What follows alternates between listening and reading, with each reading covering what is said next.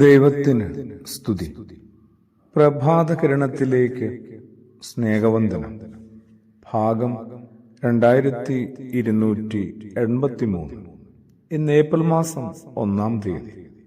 ഈ ആണ്ടിലെ 91-ാമത്തെ ദിവസത്തിലെത്തി. ഇന്ന് ഹാസായുടെ ബുധനാണ്.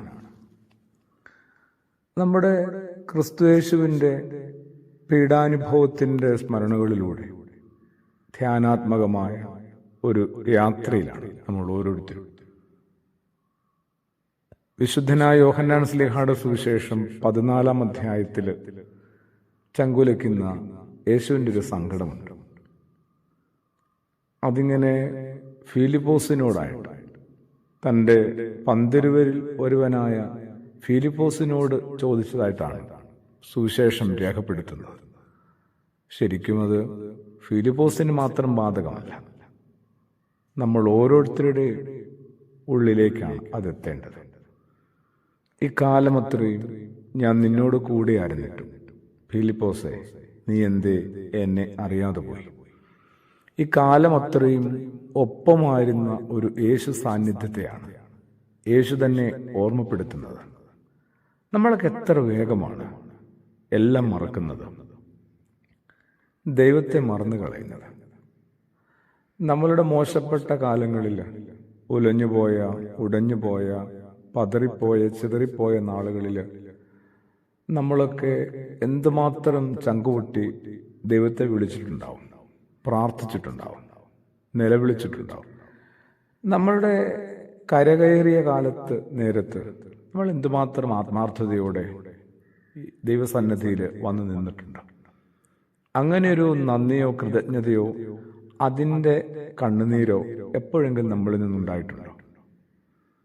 പന്തിരുവരുമായി ബന്ധപ്പെട്ട തൻ്റെ ചില ഗൗരവമുള്ള പാഠങ്ങൾ കൈമാറുന്നതിനിടയിലാണ് ഫിലിപ്പോസ് ഇങ്ങനെയൊരു ചോദ്യം യേശുവിൽ നിന്ന് നേരിടേണ്ടി വരുന്നത്. നമുക്കൊക്കെ ബാധകമായിട്ടോ. നമ്മൾ ശരിക്കും എപ്പോഴോ വിട്ടുകളഞ്ഞ, മറന്നുകളഞ്ഞ, അവഗണിച്ച് അകന്നുപോയി. അത്രത്തോളം യേശുവായിട്ടുള്ള നമ്മുടെ ബന്ധം ഉലഞ്ഞു പോയിട്ടുണ്ട്. നമ്മൾ തന്നെ ഇങ്ങനെയൊക്കെ ആക്കിയെടുത്തതാണ്. യേശു ഇപ്പോഴും ചോദിക്കുന്നുണ്ട്, ഇക്കാലം അത്രയും ഞാൻ നിന്നോട് കൂടെയാണ്, കൂടെ ആയിരുന്നിട്ടും എന്തേ നീ എന്നെ അറിയാതെ പോയി?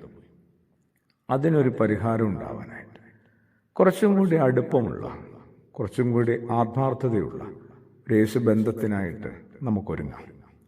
ഇനി നമ്മളുടെ മനുഷ്യബന്ധങ്ങൾ എടുത്തേ. മനുഷ്യബന്ധങ്ങളിലും നമുക്ക് ഈ വീഴ്ച വരുന്നുണ്ട്. എന്താണ്? ഒപ്പമായിരിക്കേണ്ട പലരെയും നമ്മൾ എങ്ങനെയൊക്കെ ഒഴിവാക്കി കളഞ്ഞിട്ടുണ്ട്, ഉപേക്ഷിച്ച് കളഞ്ഞിട്ടുണ്ട്, ഒറ്റുകൊടുത്തിട്ടുണ്ട്, ചതിച്ചിട്ടുണ്ട്. എല്ലാം ഒന്നും നമുക്കിനി തിരുത്തി നേരെയാക്കാൻ പറ്റില്ല. ഇന്നു മുതൽ, ഇപ്പോഴത്തെ ഈ ശ്വാസം മുതലെങ്കിലും നമുക്ക് നമ്മളെ തന്നെ ഒന്നും കൂടി ഒന്ന് ശ്രദ്ധിച്ച് ജാഗ്രതയോടും വിവേകത്തോടും കൂടി ജീവിക്കാൻ പറ്റുമോ? ഒരു വിധത്തിലും ആരെയും അവഗണിക്കുകയോ അവഹേളിക്കുകയോ അകറ്റുകയോ ചെയ്യാതെ ചേർത്ത് പിടിക്കേണ്ടവരെല്ലാം നമുക്കൊന്ന് ചുറ്റിപ്പിടിക്കാൻ പറ്റുമോ? ഒപ്പമായിരുന്നു പലരും, പക്ഷെ നമ്മൾ അവർക്കൊപ്പമായിരുന്നില്ല. ശരീരം കൊണ്ടൊപ്പമായിരുന്നിരിക്കാം, മനസ്സുകൊണ്ട് നമ്മൾ ഒത്തിരി ദൂരത്തായിരുന്നു. അതിനും കൂടി ഒരു പരിഹാരം കാണാനായിട്ട് ഹാസായുടെ ബുധനാഴ്ച ഏതൊരാൾക്കും സാധിക്കട്ടെ. പ്രാർത്ഥനയോടുകൂടി ആമേൻ.